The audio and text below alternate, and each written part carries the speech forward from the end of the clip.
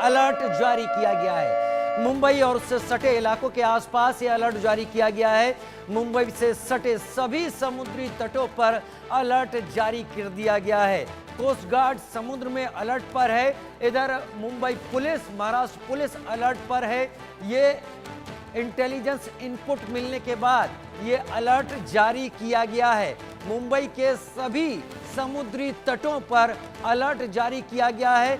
समुद्र में coast guard निगरानी कर रहा है और इधर महाराष्ट्र पुलिस तटों के किनारे अपनी विजिल, अपनी चौकसी को बढ़ा चुकी है।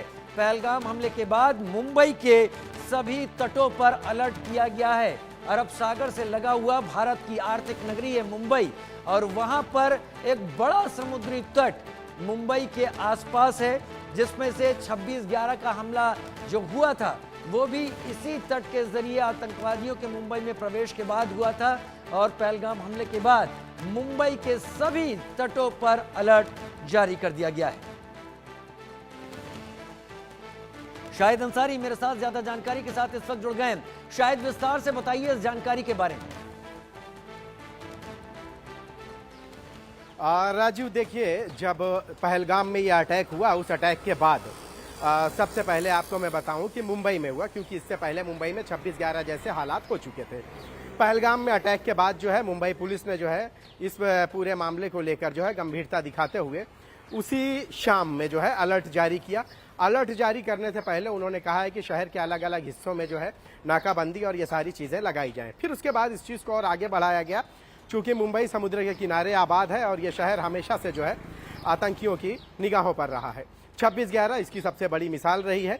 इसीलिए पहलगाम में होने वाले इस हमले के बाद मुंबई के समुद्री इलाकों को अलर्ट कर दिया गया है। इन इलाकों में खासकर जो है गेटवे ऑफ इंडिया, बुधवार पार्क और मुंबई से सटे जो इलाके हैं जैसे अलीबाग, मांडवा और रायगढ़, ये डिस्ट्रिक्ट में जो है समुद्र सिक्योरिटी में जो है इजाफा कर दिया गया है। आमतौर पर देखिए, शहर के किनारे जो भी समुद्र से आने वाले रास्ते हैं उन इलाकों में जो है शहर में तो मुंबई पुलिस की तैनाती रहती है, लेकिन सबसे अहम रहा है कि समुद्री रास्तों को जो है कैसे महफूज रखा जाए। तो उनमें सबसे अहम रोल होता है कोस्ट गार्ड का, इंडियन नेवी का। ये दो बहुत अहम रहते हैं। और इन जैसे ही पहलगाम में यह अटैक हुआ है तो उसके बाद से समुद्री रास्तों में जो है कोस्ट गार्ड और नेवी की जो है, इंडियन नेवी की जो है चौकसी बढ़ा दी गई है। उनको अलर्ट जारी कर दिया गया है कि किसी भी तरह से जो है कोई भी ऐसा ना हो जो 26/11 जैसे हालात शहर में पैदा कर दिए गए थे वो ना हो। इसके अलावा मुंबई से सटे यानी महाराष्ट्र के जितने भी समुद्री क्षेत्र हैं, कोस्टल एरिया हैं, उनमें रत्नागिरी, रायगढ़, ये सारे इलाकों में जो है सुरक्षा के पुख्ता इंतजाम कर दिए गए हैं।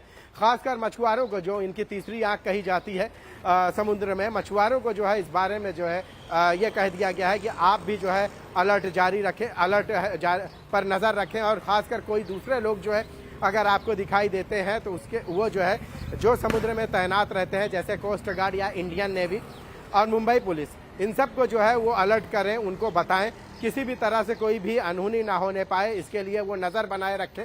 क्योंकि शहर में जो है तीसरी आंख जैसे मोहल्ला कमेटी या दूसरे लोग रहते हैं, लेकिन समुद्र में अगर तीसरी आंख जो होती है वो ये मछुआरे होते हैं, जो हमेशा से जो है समुद्री रास्तों पर आने जाने वालों पर नज़र बनाए रखते हैं। इसलिए इनको जो है खासकर अलर्ट जारी कर दिया गया है।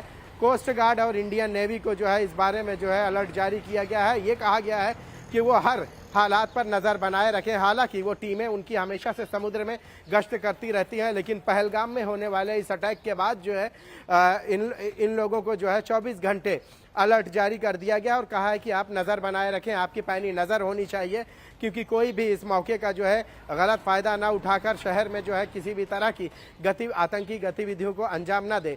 चूँकि राजीव, मुंबई जो है हमेशा से जो है आतंकियों की निगाहों पे रहा है, क्योंकि देश की आर्थिक राजधानी रहा है और 26/11 में जो हुआ है वो सारी दुनिया ने देखा है। मुंबई को हमेशा से निशाना बनाए जाने के पीछे की असल बड़ी वजह यह रही है कि मुंबई में हर तरह के लोग रहते हैं और ख़ासकर फॉरेनर रहते हैं।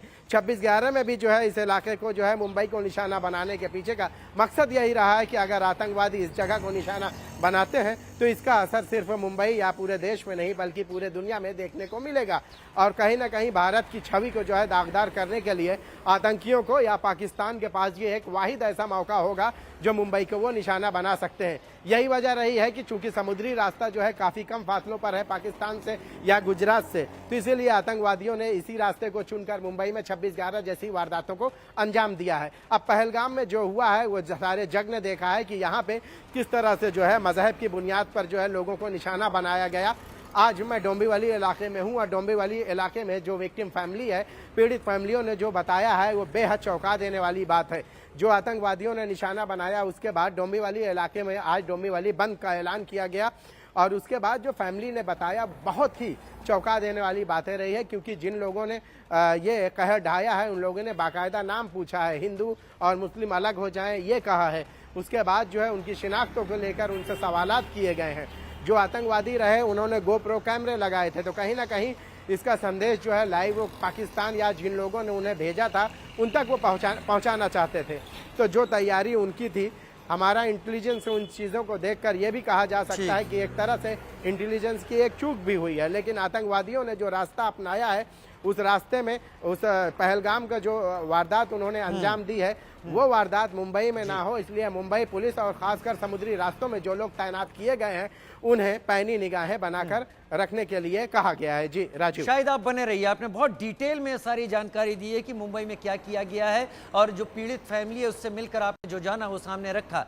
आप बने रहिए हमारे साथ। लेकिन अभी रूस की मीडिया रशिया टुडे का एक बहुत बड़ा दावा सामने आया है। पाकिस्तान ने अब नो फ्लाई जोन घोषित कर दिया है।